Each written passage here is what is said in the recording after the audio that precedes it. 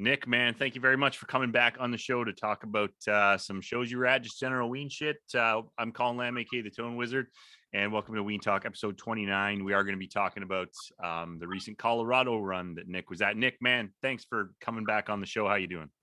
I'm doing great, man. Thanks for having me. 29 of these things. It seems like just yesterday it started. Congrats on that. They said I wouldn't make it past 27. And here we are. Yeah. It's been actually. Thanks for having me, Colin. Yeah, man. And dude, there hasn't been a lot really going on because I was hoping that when I started the channel, I was like, I'm going to go to a bunch of shows. I'm going to get footage. I'm going to, there'll be footage of me passed out drunk in a hotel room. This channel will have some prime content. And then things went immediately fucking downhill for me after I started. So, but you were at some of these runs. So before we get into it, I just want to say thanks to some new subscribers, Way High Radio, Adam A, and LB Sickening Sicko Entertainment. He's got a longer and better username than I do. So thank you very much for subscribing for the channel. Please get involved in the comments. And if you want to be a guest on any of these shows, get at me in the about section of the channel. Anyways, Nick, you were at the Colorado shows. You're in Colorado, right? Yeah, I'm about 25 minutes north of the venue, honestly. Like it's just right down the interstate. And right. It's close. And I don't think that the venue is anything like to write home about as far as compared to like Red Rocks or something like that. But yeah. Mission Ballroom is a really cool place to see a show and great access to all the booze and plenty of room to roam and dance. I like it a lot. Yeah. So when you go to those shows, you can just go back to your house at the end of that, right? Yeah, you just got to have the Uber ready because getting out of there, it can be tricky. So sometimes you either got to walk up to the natural grocers and catch the Uber, or have one like waiting for you. But on a Halloween weekend, it was going to be insane either way. But no fun stuff in driving. That's for sure. What time did those shows finish? They were finishing about in between 11:30 and midnight. I think that might be the rule downtown there, that you've got to wrap it up at one point. But there was no shortage of music, man. They came on pretty prompt at 8 almost every night. And 30 plus songs that we'll get into, but there was a lot of Ween going on. It was fantastic. Dude. I mean, on that note with the Ubers, I think I've talked about this before on the channel, but when I went to the reunion shows, I was like, at the time we didn't have Uber in Canada. So I thought it was like the greatest fucking thing in the world, but I did not anticipate any of the problems that would arise. So for starters, like I was at a hotel, it's at the First Bank Center, which is kind of out of town a little bit. And my hotel was out of town, but I got out of the show on the first night and it was kind of late. And I had a shitty old iPhone, and my iPhone it was so cold that the phone wouldn't work. So I was literally I was wasted too. I was drinking those King cans of Budweiser, and it was so cheap. I mean, beer up here is so expensive at a show, and I was fucking just wasted. So I was literally just standing with my hands in my pockets in the cold. I didn't wear a big jacket because I was like, I don't want to deal with a fucking big jacket or whatever. And I was just standing there wondering what I was going to do. And then these dudes were like, yo, man, you need a ride? And I was like, yeah. And they're like, we're going back to Denver. I was like, well, I'm actually the other way. And they paid for my ride and everything and dropped me off. So thanks to those fucking guys. But I will not forget that stupidity. That's typical of a Ween show, man. Even here these last 3 nights in Denver, nothing but a great vibe. Everybody is out there just for one thing, and anything else would be a distraction. So I've always found that the vibe at the show, especially a Ween show, is just outrageous. Yeah, man. Yeah. Well, let's get into it, man. I did pull up the set list on Brownbase. Yes. And I watched. There's a channel. I also want to say there's a channel called the Stallion Mang on YouTube, and he's got. I'll pop it up here if I can. Everybody should really check this shit out. Screen share. I'm familiar with Stallion. He's the man. He gets it all and gives it to us and asks so little from us. So drop him a comment too. He's awesome. I will, man. I think he's Canadian too, because if you look at the his logo. Yeah. Can you see that? Oh yeah. I'm all over the Stallion Mang's channel, man. I think it's like a Canadian leaf. That is a very Canadian looking leaf. Or maybe he's got a clown haircut or something. I don't know. I actually looked him up on Facebook too, and in any event, go check out that channel. You can watch all 3 of these shows, and he's got really good versions of the Las Vegas shows as well. Yeah, check out that channel if you haven't seen any of these. Thanks, Stallion. Yeah, man. I'm gonna try and get in touch with him and see see if I can use some of his footage, like, you know, if I do like a show debrief, and see if he'll let me show some clips of his shit. But I don't want to step on his toes there, especially if he's a Canadian. But yeah, night one, man. Tell us all about it. Set the stage. What were you doing? I was down in Denver picking up with my best friend, and actually going to his dog's first birthday party. Shout out Pistachio. 7 years in human years, and pretty much sipping. This episode of Ween Talk is dedicated to Pistachio. Long may you reign, man. Long may you reign, dude. Like a 4-pound dog, but he's pretty awesome. Yeah. Shout out Pistachio. But a lot of stiff cocktails, and then a quick Uber to the show from my buddy's house. And from there, it's just, where do we start? We'll start with number one, strap on that jammy pack. Anytime you can let Diener do that song to open the show, I think you're in for a really special night. And for me, that was the kickoff, of what it was going to be about. Just, it set the tone perfectly to me. And I don't know how many times that's been played to open up a night. I certainly had never seen it played to open up a night. And so, right there, again, tone setter, tone wizard, call it what you will, but it was awesome, man. The show was electric from the start. The line was out the door. We showed up a little bit tardy, but we had no problem getting right up 5, 6, 7 rows back without having to really step on anybody's toes. So, yeah, there it is. Strap it on. I'm using this site. I pointed this out before to people, but I'm using this site called Brown Tracker that you can check out. Anybody can go check out. And as you can see, I don't know if you can see me moving the mouse on the screen, but it'll tell you TVP is times played before. So that was the 33rd strap on that Jimmy pack. Anyways, check out that site for shit like this. So yeah. Yeah. So they did you just say that they've played that 33 times? 33 times. Opener? Yeah. Wow. No, just 33 times in total. I don't know. I was going to say, I think I've seen it one other time, but I had never seen it open the show. And just that element of Diener hard on that guitar to start it off was a tone setter for sure. And there was a lot of great songs.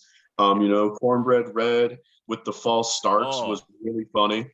Dude, you when you said, I think we were emailing and you said 6 nights of Ween, you were supposed to go to the Las Vegas shows. Yeah. I watched on we had a holiday. We had Remembrance Day. I think you guys call it Veterans Day down there.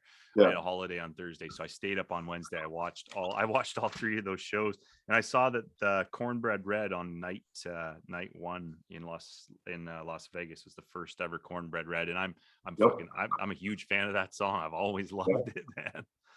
Well, and that's what was sweet was they busted it out again, and as we get further down into the set list, I know that you're looking at that Can You Taste the Waste first time in 26 years. I think we should get to that. But, again, they were hitting us with stuff that they really don't do a lot of. And, dude, I'll say that in the moment, I was kind of like, okay, like, where's this set going to go? But when I looked back on it, especially before the second night of shows, I was like, wow, that really was a treat, Dude, looking at this show, I'm incredibly envious because I'll pop this up there, man, because you pointed that out again. It's like time's been played before. You look at I Was Nuttin' is like only been 3. I'm not even familiar with that song, to be honest with you. Oh man. And another part shredding Diener. Yeah, that was the second Cornbread ever. And then coming down here is the second Can You Taste the Waste ever, and the riff has only been played 4 times previous. So what a fucking show, man. It was amazing, man. And there was kind of like a couple of bloopers too. There was the tried and true blooper where they kind of stopped in the middle at the bridge. Yeah. And it wasn't for a long time, but it was kind of different. And then, like I said, the Cornbread Red with a couple of false starts threw me for a loop because no way in a million years did I think we were going to get that song again after they just pulled it out of their pocket in Vegas, which I missed and was pretty, that was one of the saltier points for me was, damn, a song that they've never fucking played and I could have been there. That's harsh. But that's really big highlights, man. Other really big highlights were the Stallion 1 and 2, which kind of set the tone. And then also Mono was awesome. Mononucleosis stood out in my mind. Like, I'm a huge Pod fan. And that song to me is just like so telling of when they were back in that first apartment and it was just the two of them, and Diener gets sick, and it's like, dude, you're sweaty, you're gross, you can't even move your fucking head, like, it's just like so raw Ween to me. I was really happy to see that one, and they killed it. I mean, they killed everything they did. Dude, that track was played after probably another one of my most favorite Ween tracks of all time that I'd only heard in one other setting. I think this was the fourth time they played it, which is Puerto Rican Power, which I just like, dude, I like had this show. I downloaded this like folder of like live Ween rarities and shit like that. Mm-hmm. And I had it just like, I found it on my iPhone in like the voice memo folder, and I put it on like a couple of years back, and that was the first time I'd heard that song, Puerto Rican Power. And like the line from that is like, I respect my mother and Jesus above. It's just like, what a fucking rocking track, but it's hilarious. And like again, I'm so glad that they're pulling this shit out, because obviously they haven't put anything new out. We don't know if they're working on anything new, but they seem to be drawing all this stuff that everybody wants to hear, man. So lucky bastard. Lucky bastard. I know. I'm really fortunate to have seen those 3 nights, and for it to be Halloween, and it was a 2-year anniversary since this whole fuckery with this virus, since I'd seen them. They had to cancel the summer shows, and not to dwell on bad things, but it'd been 2 years since I'd seen these guys, and there was definitely a part of me that it almost felt like when they had to take a break, their hiatus or whatever you want to call it. It was like a part of me was missing. So to be back there and hearing this shit was amazing. It was amazing. I mean, I wish everyone could have been there that couldn't have been there, because those of us who were having a fucking good time. I'll tell you that. Yeah. Oh, that's what I mean, it's like anytime you go on holiday, you get there, it's the second day, you're relaxed, and that you've still got like whatever, another week to go or whatever. And I remember going down to see the reunion, like, which was my second time seeing Ween, because the first time was at the Queen Elizabeth Theater in Vancouver, where they went to shit there. But like going down to see that, like the energy that was there, and like I remember going to sleep after the Friday night, or I think it was a Thursday or something like that, I can't quite remember, but and then waking up the next day, it's like, oh, 2 more days of Ween and fucking chilling and drinking, man. What a feeling. I miss that a lot. And I'm looking at maybe getting down to Seattle on July 1st of 2022. I think they're doing a show there that I could drive to and stuff. So hopefully that happens. Who knows? Maybe we can try to meet up at that one. Well, do you want any more juicy tidbits about night one, or should we? What else do you got, man? What else do you got? Can You Taste the Waste? What a crazy song. A friend of mine that I saw shows down in Atlanta, that 2-night run after they did the country album the night before. She bought a T-shirt with that on it. Can You Taste the Waste? And I was like, what an obscure song, but what's the word I'm looking for? What a completely unique Ween thing to say. Can you taste the waste? Yeah. And then they pulled that thing out for the second time, and I was like, wow, it just sparked those memories from older concerts. Like my friend picking up that shirt, it was like a women's shirt. Like I didn't even have it in a dude's size, and I hope she's still wearing that today. That's a cool shirt, cool song. Mono was the highlight for me. The Cornbread was a treat, but we knew we were going to be in for a long weekend. That's what I can say. Walking out of the show was a lot of fun. A lot of people were really hyped. There was a lot of good Ween fans in town, from out of town, actually. We met people from Portland, New Mexico. A lot of people got together for this one, and it was just amazing. Moving into night 2, we knew that it was going to just be lit on fire, for sure. Right on. Yeah, we can get into night 2 if you want. I got that pulled up here on Brown. Yeah, I want to hear some of these stats too. We start out with Get a Little Taste of You. Gene is just on point on this one, man. He's all over the octave scale, and he's just serenading us in for night 2. Get a Stallion 3. We're thinking at this point that they might play all 5. I guess I'll just be a spoiler. They didn't play Stallion 4, but we did get 5 on Halloween. Did they do all of them this year somewhere? I have to look that up. I thought maybe they did them. I'm not sure about that. We thought we were going to get them all. We were kind of, I don't know, I must have said Stallion 4 about 7 or 8 times, hoping that it would come on, but it didn't. But here's where this show got really tricky, was they played like a 9.5, 10-minute long Voodoo Lady. And I've seen Claude go absolutely bananas for 7 or 8 minutes. In Chicago, actually, on Halloween, the year before the previous 3-night run, Claude went on a ridiculous solo. You can look that up. It was probably 7 or 8 minutes long, just him just absolutely shredding these drums on a Voodoo Lady. But Dean and Claude linked up for about a 7-minute jam on this one.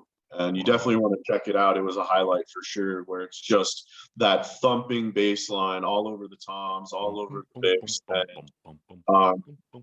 Dean really, I don't know, you'd have to tell me as a guitar player, do you ever get to a point where it looks like you've like left your body in a very like Trey Anastasio kind of way? To be honest with you, I usually play rhythm and sing. So yeah, there's a point in that song, like my band, the Tender Situations, we do that song. In terms of leaving your body, I just physically leave the stage while that happens, and I go get a pint or like do a little dance or whatever and try to get things going. I'm not at that level. I think there's a lot of, that's like a trust thing, like a trust fall thing. I don't know how you get to that level. You got to practice more, I think. Well, he was there. Dean was there. He was there. He was like so completely on just the volume was cranked. The talent level was busted off. I think it leveled like 46. I think it snapped. And I was just in awe. I have video of it. I was probably maybe 4 rows back at this point. And I'm not a big guy who does the, video camera in the air the whole time with a dead arm by the end of the show. But I did pull my phone out and was like, holy shit, I've got to fucking capture this. Like the Stallion Mang must have a dead arm. He must have 2. He must walk around like this, dude. I have seen it. I know that the Stallion's going to cover me anyway. So if there's something I want to see on the back end, he's going to do a better job than my fucking phone. Yeah. Look for the guy who can't hold his arms up past his shoulders in the show. But I think they actually let when I like a couple of the shows that I've been to, they have like a spot, and I remember going to one show. I think it was actually at the reunion. There was a spot where you could just set up a thing, and they were just letting people set up a tripod and just let it go. I could be wrong about that. If you know about that out there, let me know. But I'm almost 100% sure that was the case. So yeah. So anyway, the Voodoo Lady, one of the best I've ever seen on that. The smoke show, the lights, everything was just so well done, and I think that Claude and Dean treated us to something there. I hadn't seen something like that. I mean, with just really the two of them and Drywood's thumping along there too.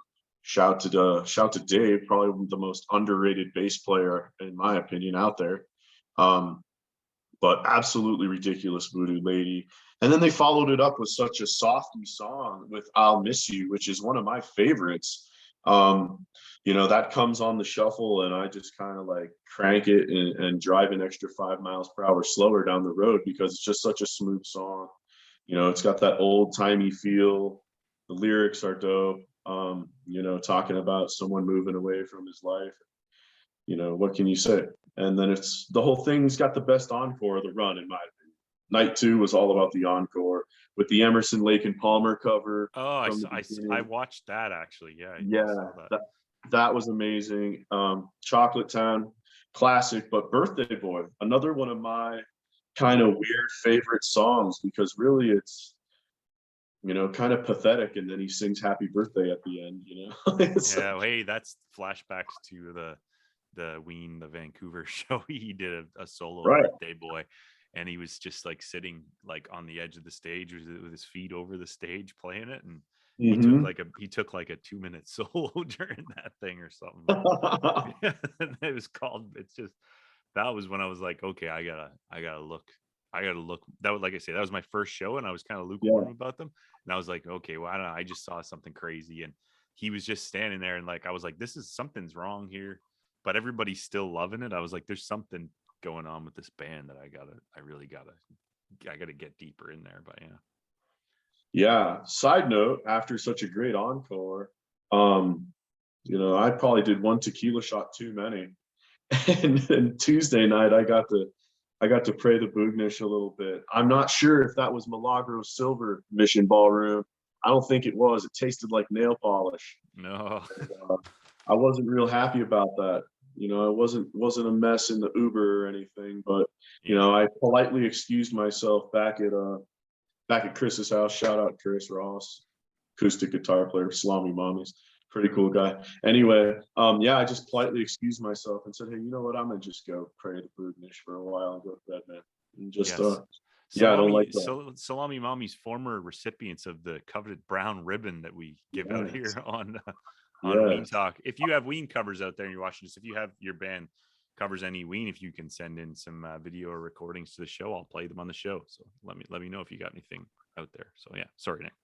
No, by all means. That's why I kind of brought it up. I miss those covers, and 29 shows deep, maybe we're due to put in another submission from the Mommies.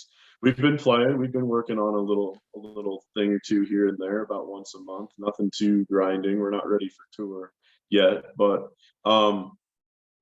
anyway, I did meet some guys. It's funny that we brought that up. I did meet some guys dressed up as Santa Jesus on the third night from Portland, that have a few friends in some groups, and we swapped numbers, and I'm gonna encourage him to check you out as well and send in a submission. Maybe we'll blow your email up with half-assed Ween covers. I'll rename the channel to half-assed Ween covers. It'll be I'll be blowing up. So Birthday Boy sent me off again, another weird one of my favorite songs that's just obscure. You would never want to play it for someone who's just like hearing Ween maybe for the first time, is they're going to look at you and be like, what the fuck was that, dude? Mm-hmm. He's just going to sing happy birthday at the end. Yeah. I mean, after being a pathetic loser the whole song. Okay. Anyway, got Stallion 3 at this point. Happy birthday. Yeah, I'll be around. I'll be in town. Jeaner, though, how's his voice doing, like, from the live show? Because actually, no knocking the Stallion Mang. Thanks for the footage, but the footage in this show was a little rough. I couldn't. The audio was whatever. It was being recorded with two dead arms or whatever. But how was the band sounding? How was Jeaner sounding? Awesome. I mean, we kind of came to the conclusion that Dean has somehow made an arrangement with some other worldly deity, because he hasn't aged in like fucking 20 years. And, he's still got like zero gray hair, still making funny faces, still like looks like he could fucking, shred Woodstock for another 50 years. Yeah. But Gene, not to say he looks bad, but he's super gray. But the voice is there and he's still rocking. He's still dancing with the mic, and everybody seemed tight. Glenn was spot on. The keys were never an issue, I didn't think. I mean, he got his moments too. He threw down a dirty panty fackler, a really dirty panty fackler. And, Claude, shit. How does a man get more out of 4 drums than Claude Coleman Jr.? No, and also look like he could either be doing that or like brain surgery at the same time. Like he doesn't appear to break a sweat. Completely unfit. So many. You're a drummer. You can probably explain this better than me, but I've seen him so many times where he's just doing the 4 on the floor with one hand and the kick drum, and he's just kind of he's just doing something else or waiting for something to get more interesting before he kicks in. But it looks like he's reading. It looks like he's reading the newspaper while he's like playing a show. It's amazing. One thing I've noticed that he does a lot, and I certainly can't do because it takes an unbelievable amount of coordination and talent in your mechanics in your mind as a drummer, is he'll switch what hand he plays the hi-hat with mid-song, mid-rhythm. He goes to the left hand there. That's what I was referencing there, man. He opens up and it like doesn't phase him at all. And I have a really big kit, and let's not get too far off, but I have a really big kit, and Claude's got one tom. He's got a floor tom too, so he's got one rack tom, and it's like, holy shit, how are you getting so much out of so little? He's just one of my favorite drummers for sure, if not my favorite drummer, honestly, because of that reason right there. Yeah, his dynamics are fucking awesome too, which is an important thing. Not to get too far into musical sort of talk, but his dynamics, when you talk about a drummer just using one tom and getting all that out of it. I mean, some guys, they just fucking pound. They're from start to finish. It's just pound, pound, pound, pound, pound. Other guys are a little more finesse or whatever, but he has a full dynamic range. Awesome shit, man. Yeah. What would you say your highlight of night 2 was? Night 2, without a doubt, Voodoo Lady. Voodoo Lady. That was something else. I mean, I don't know how else to describe it. It was Diener at his very best, and I think Claude at his very best. That's what I think that was. You know, if I had to sum it up, you know, it was everything that you wanted out of that song, with, you know, the 2 driving forces that I think make it such a great tune, you know, even though it's such a popular one. But you know, I could listen to renditions of it like that all day long. Dude, this right here is spiritually upsetting to me. Gabrielle, Object, Buckingham Green, 3 in a row. You lucky bastard. You lucky bastard. I know. Gabrielle's Object and Buckingham are Salami Mommy. Well, I think we submitted Object, but you know, we've been working on a rendition of Buckingham, and that little noise in Object. Yep. That's the part. I got something that's going to take this song right through the fucking ceiling. Yeah. And it does. It works. So yeah, amazing. Let's look at night 3. Night 3, Halloween. There's a pig. Right. There is a pig. It should be noted that they're dressed up as the Super Troopers. You know, the three cops, and you've got Glenn dressed up as a Mountie. He was a Mountie. I saw that. Yeah, he was a Mountie. And yeah, there's a pig. What a song. Yeah. Only the 9th time played for whatever reason. It was one of those songs that Chris, you know, the guy we're hanging out at his place for this. And I should also mention that the Salami Mommies are in full force at this point. It's all 3 of us back together. Nice. Mike couldn't make the first 2 nights, but we're dressed up as the Buenos Tardes Amigos again. We pulled those out of our bag. You know, the second night I went as Captain Fantasy, kind of cliche and generic, but I didn't feel like doing the most. So, you know, but Halloween, holy shit, what a vibe in the crowd. I think you can see it on a couple of Stallions videos, but there was this chick with this completely illuminated boognish, 3D boognish that she was wearing. It was like a helmet. And they told her at the door, like, hey, you're not going to be able to wear that. And she was like, yeah, I know, I'm going to coat check it. Don't worry. Yeah, right. Yeah. That thing was fucking in the show. It was awesome. So shout out to her. I don't know who she was, but she was definitely partying really hard. And there's a pig, Super Troopers.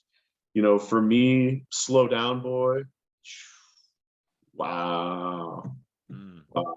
That was unbelievable. That was, you know, I think 10 years since they had played that one. Not a song that I was super familiar with. It had come up a few times. I was like, wow, that's really chill, you know. But to hear it live, amazing. Slow Down Boy hadn't been played since 2011 here, from the looks of things. Yep.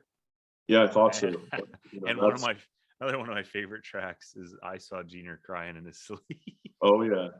Oh yeah, that was a rocking time. There was a lot of people dressed up. That's when I met Choo Choo from Portland, you know, and said, hey, maybe we can, you know, do some traveling and seeing some shows, because I know they go up there a lot.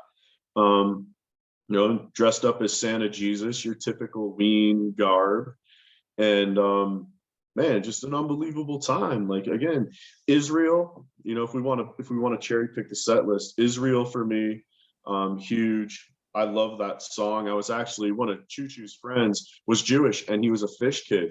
He was, you know, considerably younger. I would say maybe 22, 23, 24. I mean, you know, I'm creeping on 40 this year, so that's younger to me. Yeah. But you know, he had never seen a Ween show, but was really enjoying himself and kind of, you know, asking questions. And you know, we're all partying, and Israel comes on, and he's like, "What the fuck is this? Like, what is this song?"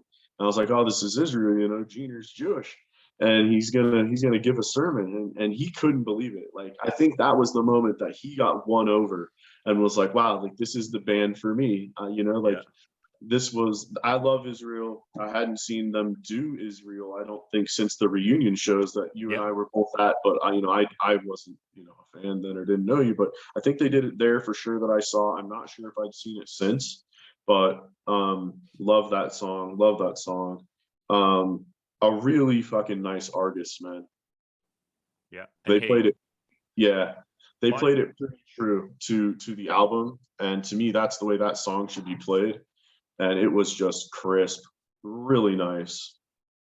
And I just to close something up that we were talking about before I had this open. Apparently they did the full Stallion suite in 2017 at Stubbs when they went back to Stubbs. Okay. Yeah. Yeah, they did 5. They did Stallion 5 on night 3. We didn't get 4. That was the one that they didn't play. And I think, am I wrong, but was there not a Stub show that was planned that got canceled for COVID or something like that? I can't quite remember. Maybe. That would be, dude, that'd be number 1 on my list, is to get to go see a Stub show, just because I've watched the video from that so many fucking times. It seems like such a cool venue in Austin, Texas. I went to Nashville for the Nashville shows. Like, part of going to these shows for me is getting to go to places. I've kind of picked the places in the States that I want to go to. Like, I'm not likely to go see a show in Michigan anytime soon. No offense to Michigan, but fuck, that'd be nice. So yeah, we didn't get the full placard of Stallions, but it was just, at this point, I'm just feeling so blessed. And I made this comment to the guys. I was like, there's no doubt in my mind, after not seeing them for 2 years live, that we're absolutely in the right cover band playing the right music. And that's why I love being on your show, man, because if anybody stumbles upon this, the effort that you put in and allow me to be a part of sometimes is just, it's magnificent. And if we can turn people on to this music, I think that only good things can come of it, you know, because, you know, I keep pushing it on people, that's for sure. And they always seem to thank me, even if it's not their favorite band, even if they're not the Tone Wizard and Nick, you know, like, they still enjoy it. And to me, that's what music's all about. And that was kind of the feelings of gratitude I was having as I knew the show was ending and Halloween had come and gone again. And, you know, I think they played like 36 or 37 songs that last night, just some really, really long set list. And just the, you know, the feelings of gratitude to be part of this whole little counterculture of Ween was just kind of overwhelming, because, you know, after 3 nights and 90 some songs, you can, you know, wonder when you're going to see them next. Hopefully for me, it'll be this summertime, up at the Dylan shows. And, you know, it's bittersweet because you've spent 3 nights with, I call them the boys, listening to their tunes, the ones that we all live with, you know, in the soundtrack of our lives. And it was just incredible. You know, it was just like, wow, another 3 nights, another 3 shows under my belt. I think I'm somewhere in the 25, 26, I know, somewhere in that range. Yeah. And every time it just keeps getting better and better. And the people that don't go to these shows sometimes ask me, like, well, don't you ever get sick of it?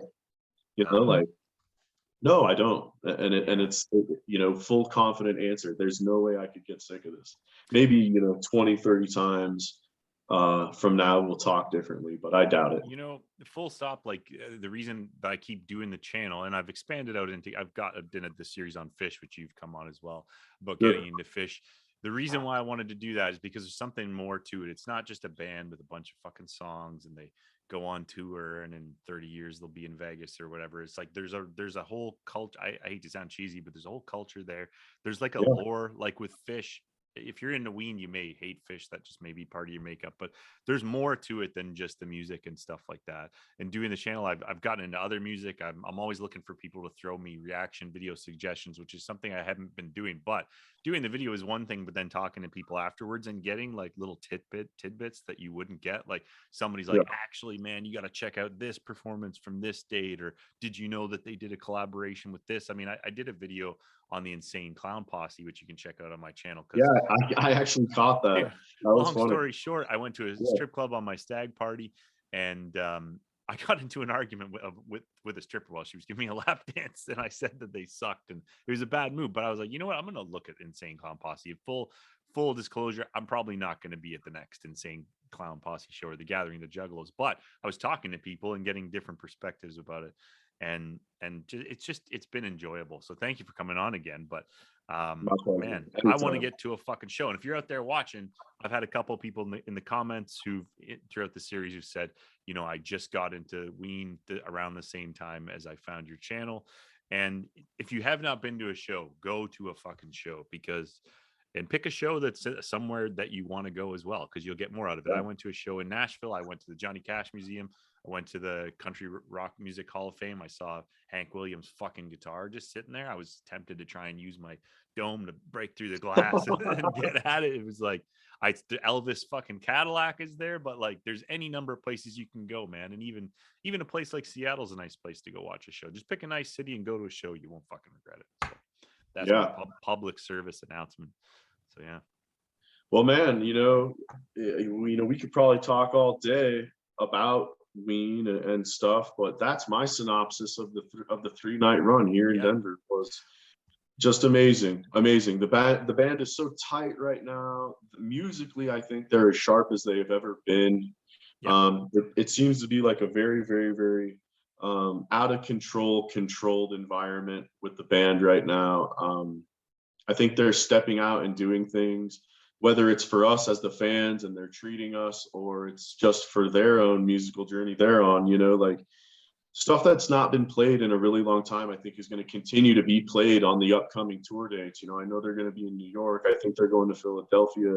I don't know if I'm going to be able to catch any of that, but I'll certainly be watching it.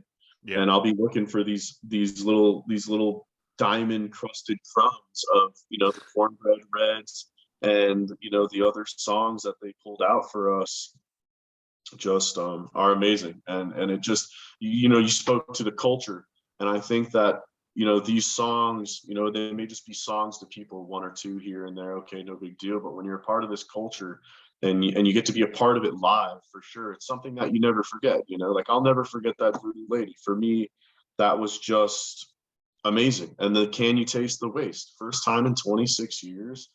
Like 26 years ago, I was a 14-year-old kid. I wasn't listening to Ween.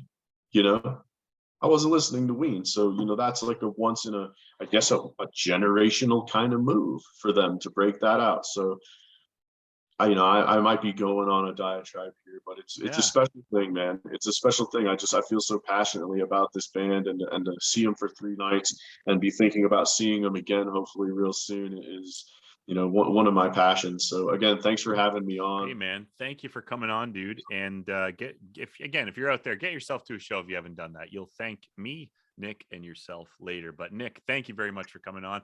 If you're new to my channel, if you've enjoyed this, check out my other stuff. There's Ween shit, there's Fish stuff, Frank Zappa shit. I even go to the Insane Cloud Posse, but check it out and subscribe to the channel if you feel like it.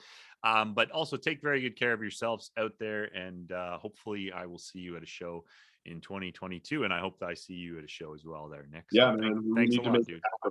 Yeah. All right. I'm going to stop recording this video right now. Take care of yourselves.